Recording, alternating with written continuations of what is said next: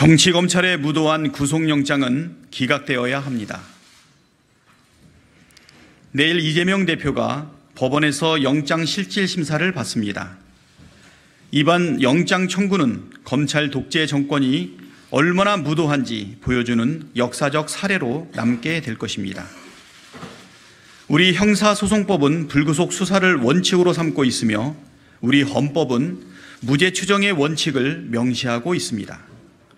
구속은 피의자가 죄를 범했다고 의심할 만한 상당한 이유가 있고 피의자가 일정한 주거가 없거나 증거를 인멸할 염려가 있을 때, 도망하거나 도망할 염려가 있을 때에 한해서 이루어지며 범죄의 중대성, 재범의 위험성, 피해자 및 중요 참고인 등에 대한 위해, 우려 등을 고려하여 결정됩니다.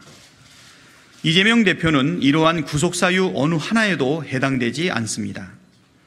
검찰은 지난 1년 반 동안 검사 수십 명, 수사관 수백여 명을 동원해 400여 차례의 달하는 압수수색을 벌이며 이재명 대표와 그 주변을 먼지 털듯이 탈탈 털었지만 제대로 된 증거는 제시하지 못하고 있습니다.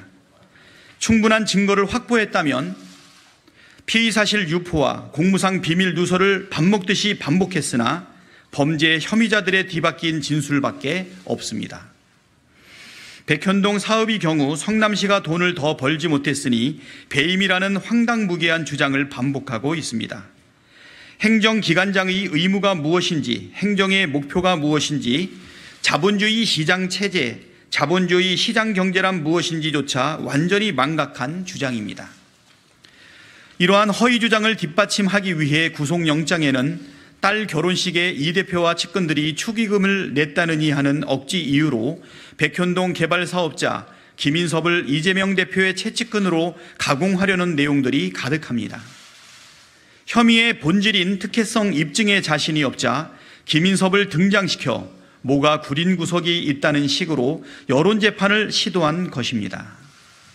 쌍방울 김성태 대신 이번엔 김인섭이 등장했다는 차이만 있을 뿐 검찰 창작소설의 스토리가 매우 진부하기 짝이 없습니다. 대북 송금 혐의는 아무 증거가 없습니다. 반대되는 증거와 정황이 가득한데도 김성태가 왜 방북비를 대납해 준 것인지 주장을 뒷받침할 어떤 근거와 동기도 제시하지 못했습니다.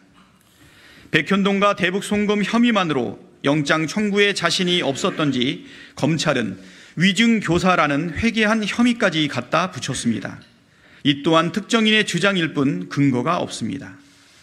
이처럼 검찰은 불구속 수사 원칙과 무죄 추정 원칙을 무시한 채 자신들의 상상력과 염원만으로 제1야당 대표를 구속하겠다고 합니다. 애초에 구속을 통한 수사가 목표가 아닙니다. 대장동 사건이 그랬듯 재판이 시작되면 검찰 허위 주장의 실체가 밝혀질 테니 일단 구속영장을 청구해 범죄자로 낙인 찍겠다는 것입니다.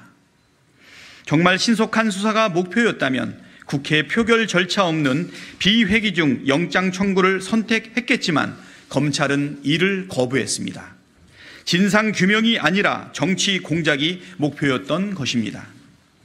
국민이 부여한 권한을 남용해 정치에 개입하고 헌정 질서를 흔들고 입법부를 짓밟고 삼권 분립을 파괴하는 검찰의 폭주를 사법부가 멈춰 세워야 합니다.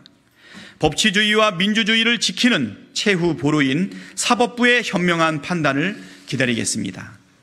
2023년 9월 25일 더불어민주당 검찰독재 정치탄압대책위원회